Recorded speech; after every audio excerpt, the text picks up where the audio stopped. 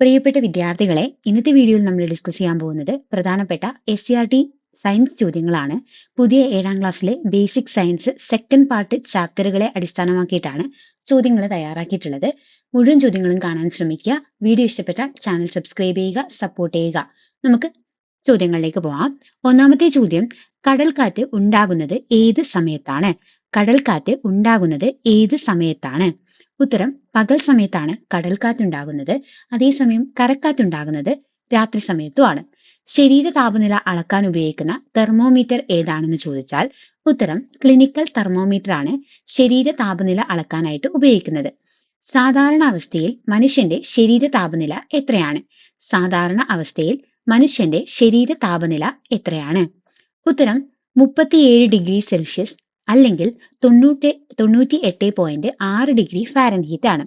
37 degree Celsius ഇനി degree ഫാരൻഹീറ്റിലാണ് പറയുന്നതെങ്കിൽ 98.6 degree Fahrenheit ആണ്. മാധ്യമത്തിന്റെ സഹായമില്ലാതെ താപം പ്രേഷണം ചെയ്യപ്പെടുന്ന രീതി ഏത് പേരിലാണ് അറിയപ്പെടുന്നത്? മാധ്യമത്തിന്റെ സഹായമില്ലാതെ താപം പ്രേഷണം ചെയ്യപ്പെടുന്ന രീതി വികിരണം എന്നാണ് അറിയപ്പെടുന്നത്.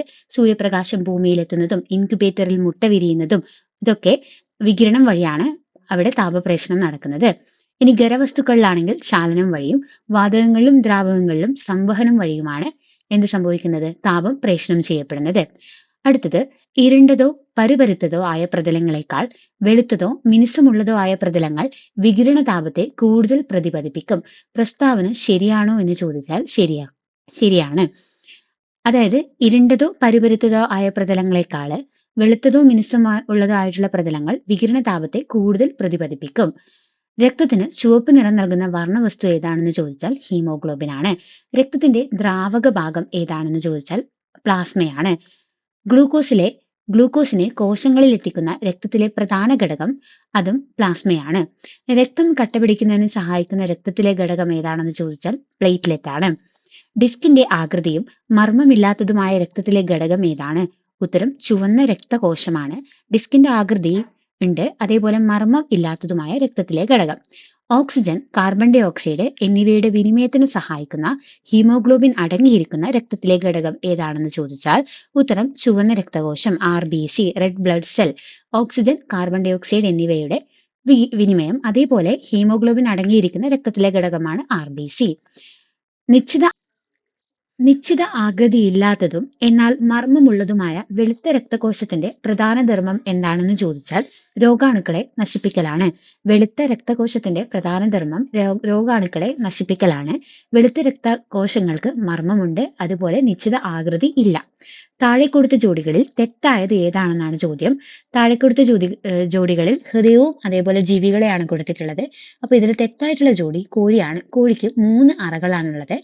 മണ്ണിരക്ക് 5 ജോഡി പാർശ്വഹൃദയമുണ്ട്. പാറ്റയ്ക്ക് 13 അറകളാണ് ഹൃദയത്തിനുള്ളത്. മത്സ്യത്തിന് 2 അറകൾ, തവളയ്ക്ക് 3 അറകൾ, കോഴിക്ക് 3 അറകളാണ് ഉള്ളത്.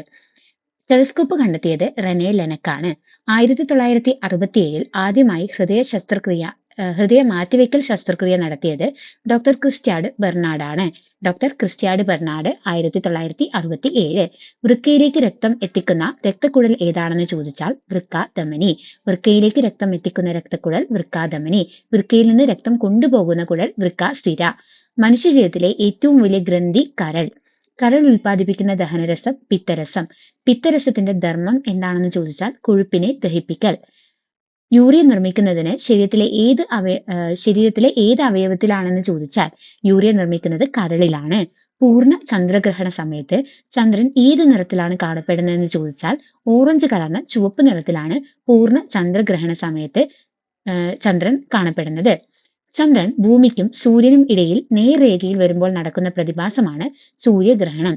ചന്ദ്രൻ ഭൂമിക്കും സൂര്യനും ഇടയിൽ നേർരേഖയിൽ വരുമ്പോൾ സൂര്യഗ്രഹണം സംഭവിക്കുന്നു.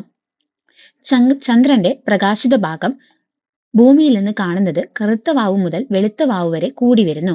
ഈ കാലയളവ് അറിയപ്പെടുന്ന പേരെന്തെന്ന് ചോദിച്ചാൽ വൃദ്ധി അഥവാ വെളുത്ത പക്ഷം. ചന്ദ്രന്റെ പ്രകാശിത ഭാഗം കറുത്ത വാവു മുതൽ വെളുത്ത വാവു വരെ അതിന്റെ പ്രകാശിത ഭാഗം കൂടി വരുന്നു. ഈ കാലയളവ് വൃദ്ധി അഥവാ വെളുത്ത പക്ഷം എന്ന് അറിയപ്പെടുന്നു. ശ്വാസകോശ രോഗങ്ങൾക്ക് കാരണമാകുന്ന രാസവസ്തു ഏതാണെന്ന് ചോദിച്ചാൽ നൈട്രജൻ ഡൈ ഓക്സൈഡ് ആണ്. അന്തരീക്ഷ വായുവിലെ ഏറ്റവും കൂടിയ ഘടകം നൈട്രജൻ ആണ് 78%. ഇത്രയും ചോദ്യങ്ങളാണ് ഇന്ന് നമ്മൾ ഡിസ്കസ് ചെയ്യുന്നത്. ഈ ചോദ്യങ്ങളൊക്കെ നമുക്ക് അടുത്ത എക്സാമുകളിലൊക്കെ പ്രതീക്ഷിക്കാം. പുതിയ SCERT ചാപ്റ്ററിൽ നിന്നുള്ള ചോദ്യങ്ങളാണ്. വീഡിയോ ഇഷ്ടപ്പെട്ടാൽ ചാനൽ സബ്സ്ക്രൈബ് ചെയ്യുക. വീഡിയോയെക്കുറിച്ചുള്ള അഭിപ്രായങ്ങൾ അറിയിക്കുക. നമുക്ക് അടുത്ത വീഡിയോയിൽ കാണാം. അതുവരേക്കും ബൈ.